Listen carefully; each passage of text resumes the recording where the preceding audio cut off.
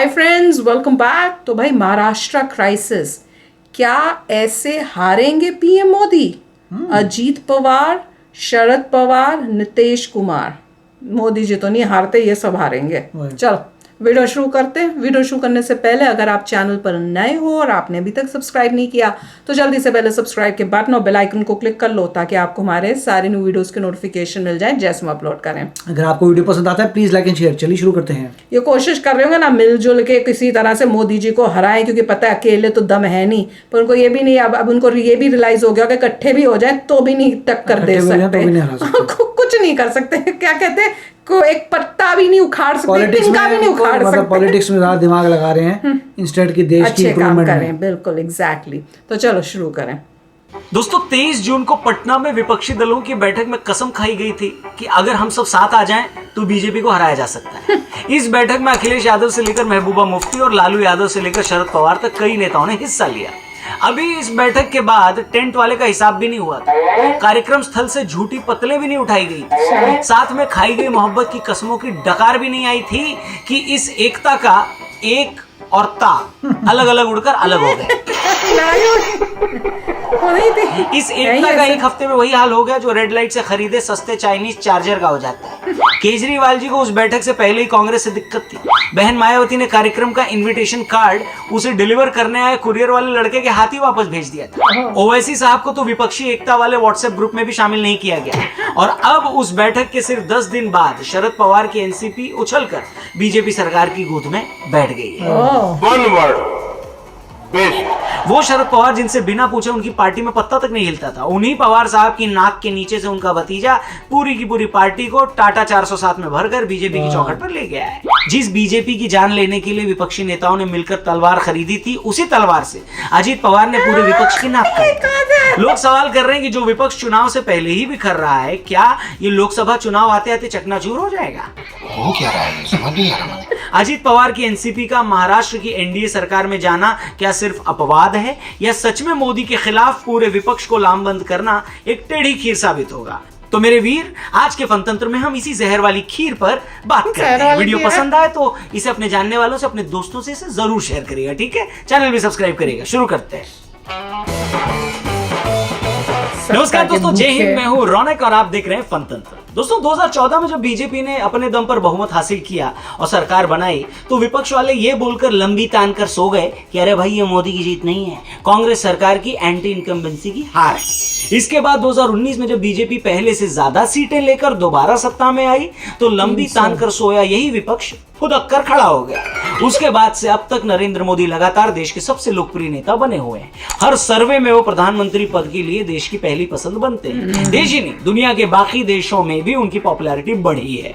वो एक देश के नेता से वर्ल्ड लीडर के तौर पर अपनी पहचान बना रहे हैं। इससे विपक्ष को साफ समझ आ रहा है कि कोई भी पार्टी अपने दम पर बीजेपी को लोकसभा चुनाव में तो नहीं हरा सकती। इसी समझ के बाद सभी विपक्षी नेताओं ने आपस में मिलना शुरू किया। इसी कड़ी में कुछ दिन पहले पटना में कई विपक्षी नेताओं की बैठक हुई। इसे बीजेपी के खिलाफ अब तक की सबसे बड़ी मोर्चाबंदी बताया गया। बैठक में सबने तय किया कि वो मिलकर चुनाव लड़ेंगे ताकि एंटी बीजेपी वोट बटने न पाए। और जैसा कि मैंने अपने इंट्रो में कहा कि अभी उस मीटिंग में खाई कसमों की राख भी ठंडी नहीं पड़ी थी कि अजीत पवार बेडशीट की रस्सी बनाकर ठाकुर साहब की हवेली से कई विधायकों के साथ फरार हो गए। विपक्षी एकता का ढोल सिर्फ 10 दिन में फटकर तबाह हो गया। अपने चचा को दगा देकर अजीत पवार सोनम गुप्ता से भी बड़े बेवफा हो गए। वाह क्या सीन है। मगर भागने से क्या विपक्षी एकता की पोल खुल गई है? क्या ये विपक्ष को लगा ऐसा झटका है जिससे वो कभी उबर नहीं पाएगा? आपको दोनों ही बातें बड़े विस्तार से समझाएंगे। महाराष्ट्र की सियासत भी और उससे देश की सियासत पर पड़ने वाला फर्क भी, ये दोनों समझाएंगे। तो आइए शुरू करते हैं। केजरीवाल सर जी, आपकी इजाजत है, शुरू करें। करो ना भाई। महाराष्ट्र की सियासत पर करीब से नजर रखने वाले अच्छे से जानते हैं कि अजीत पवार के महाराष्ट्र की बीजेपी सरकार के साथ आने की अटकलें काफी वक्त से लग रही थी। दरअसल जब से बीजेपी ने एकनाथ शिंदे के साथ महाराष्ट्र में सरकार बनाई थी, बीजेपी लगातार शिंदे गुट की तरफ से प्रेशर में थी। बीजेपी को यह भी फीडबैक मिल रहा था कि वो शिंदे की शिवसेना के साथ मिलकर वो अगले लोकसभा चुनाव में कांग्रेस, एनसीपी और उद्धव ठाकरे के महाअघाड़ी गठबंधन का सामना नहीं कर पाएगी। ऐसे में अजीत पवार उनके लिए अच्छे ऑप्शन थे। उनके बीजेपी सरकार में आने से एकनाथ शिंदे गुट का रौब कम होता और महाअघाड़ी भी कमजोर पड़ता। और आखिरकार 2 जुलाई 2023 के दरमियान, मतलब दोपहर को वो घड़ी आ गई। अजीत पवार से लेकर छगन भुजबल, प्रफुल्ल पटेल जैसे बड़े नेता, जिनमें पिछली सरकारों में करप्शन के कई सीरियस आरोप थे, जिनकी लगातार जांच चल रही थी, उन्हें भी इस बात का एहसास था कि अगर बीजेपी के साथ नहीं आए तो क्या जेल जाना पड़ सकता था। हेलो हमारे दोस्त। वैसे भी लोग करप्शन के मामलों में बिहार में लालू यादव, यूपी में आजम खान और दिल्ली में आम आदमी पार्टी के कुछ नेताओं का हाल देख चुके थे। उन्हें अच्छे से एहसास था कि जो फडणवीस अजीत पवार के लिए जेल में चक्की पीसिंग की बात करते थे, वो सच में चक्की पिसवा भी सकते हैं। और फाइनली उन्हें समझ में आ गया कि सत्ता के झूले में साथ बैठना जेल में अकेले चक्की पीसने से अच्छा ऑप्शन है। आखिरकार इन नेताओं ने उसी अच्छे ऑप्शन को लॉक करवाया और खुद को लॉकअप से बचा भी दिया। वहीं एनसीपी जैसी बड़ी पार्टी के इतने एमएलएस के एक साथ झड़कर अपनी झोली में आने से बीजेपी भी मालामाल हो गई। उद्धव ठाकरे की शिवसेना तो पहले ही उनकी सोसाइटी में शिफ्ट हो चुकी थी, उसने अब एनसीपी के विधायकों को भी गोद ले लिया। इस तरह विपक्ष के नाम पर महाराष्ट्र में अब शरद पवार, उद्धव ठाकरे और मशहूर शायर संजय राउत के अलावा कुछ नहीं बचा।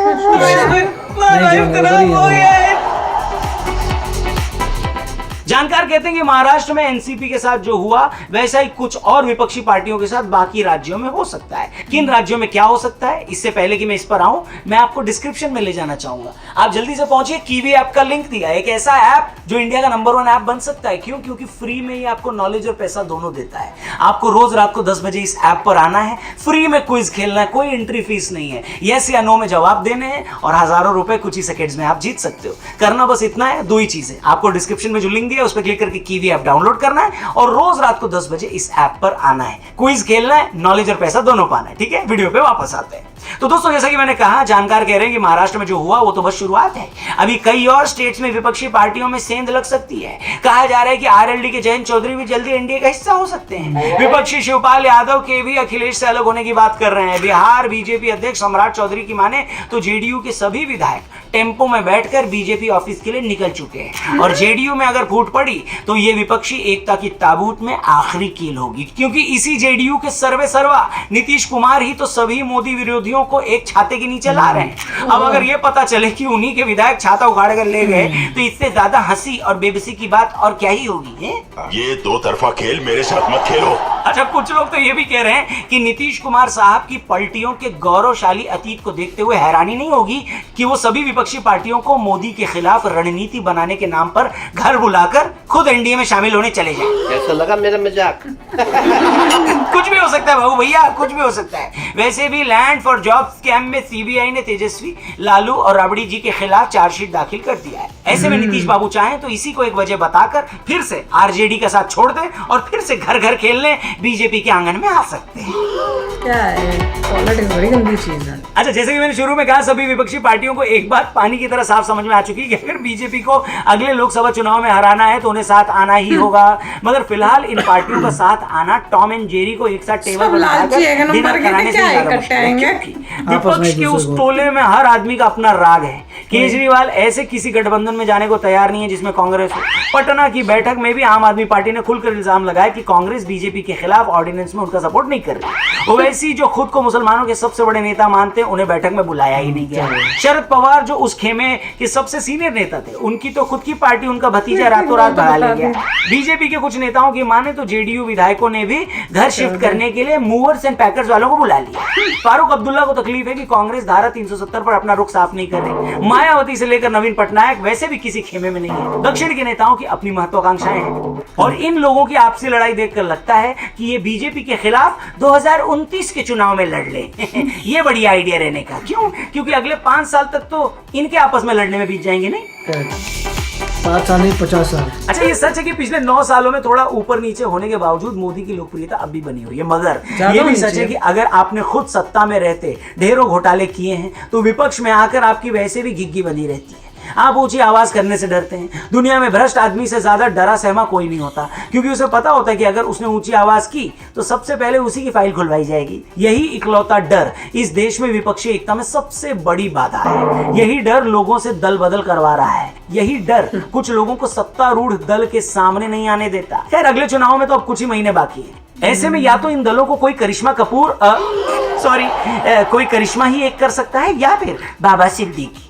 बाकी आपकी इस मामले में क्या राय है, कमेंट करके हमें जरूर बताइएगा। और आपको क्या लगता है, कौन सी पार्टी या नेता है जो बीजेपी या मोदी को हराने का दम रखता है, उसका भी नाम जरूर लिखिएगा। भाई, इससे ये पता चल रहा है कि क्योंकि पब्लिक जो है इंटेलिजेंटली समझ के वोटिंग नहीं करती है, तो पावर में आने के लिए जिसको मतलब जो अच्छा काम भी कर रहा है उसको ऐसे ऐसे मतलब मिनिस्टर्स जो हैं या जो भी बोलते हो आप इनको, मंत्रियों को लाना पड़ रहा है, ताकि ऐसा ना हो कि हम हार जाएं या उस स्टेट, कोई एक स्टेट में जो है ऑपोजिशन में गंदे जो हैं वो जीत जाएं।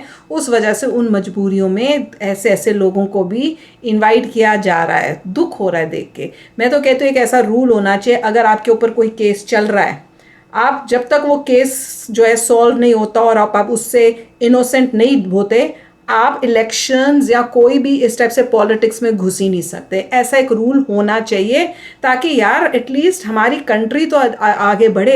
ये लोग तो एक पार्टी से दूसरी पार्टी ऐसे लग रहा है इसलिए छोड़ के ज्वाइन कर रहे हैं बीजेपी को कि हमने जीतना है, क्योंकि जीत गए तो फिर भाई हमारे ऊपर एक्शन नहीं होगा, हम सब चीजें दबा देंगे। देखिए साफ साफ पता लग रहा है पॉलिटिक्स चल रही है, बहुत दुख की बात है। बहुत दुख। हर एक को पड़ा है जीतने के लिए, पार्टी गई भाड़ में, उनको यही लग रहा है कि भैया मैच हम जीत जाते हैं, उधर हो जाते हैं, मोदी जी के साथ जो जीत जाएंगे फिर हम फायदा उठाएंगे। नहीं पता मोदी जी पर तुम्हें बताते हैं फायदा लेने पे। हर बंदे ने अपना मैथ किया, उसे नजर आ रहा है मैथमेटिक्स पूरा करने के बाद कि भैया हम नहीं जीतेंगे, हमें मोदी जी के साथ जाना पड़ेगा। And that's what is happening, which is fine. आप मोदी जी के साथ जुड़िए और जीतिए, that is okay, as long as Congress नहीं जीतता और डिफरेंट पार्टीज नहीं जीती जो बहुत ही बोगस हैं, होता है, जिनका फोकस सिर्फ जीतने में है, काम करने में नहीं है, उनका बेटर है कि वो हार जाए। देश को लूटने में उनका फोकस। यस, ये सब चीजें यही नजर आता है कि वो लोग कोशिश करें जीत जाएं, और उसका काम धाम कोई नहीं कर रहा। जीतेंगे उसके बाद देश को आगे नहीं बढ़ाएंगे, देश को लूटेंगे। Yes. तो चलो आप भी शेयर करना अपने थॉट्स। चलते हैं, मिलेंगे नेक्स्ट वीडियो में बहुत ही जल्द। Till then take care and bye bye. तो अगर आप मेरे इस चैनल पे नए हो तो जल्दी से सब्सक्राइब के बटन को हिट करो और बेल आइकन को क्लिक करो, ताकि आपको मेरा जब नया वीडियो मैं लगाऊं आपको उसके बारे में जल्दी से पता चल जाए।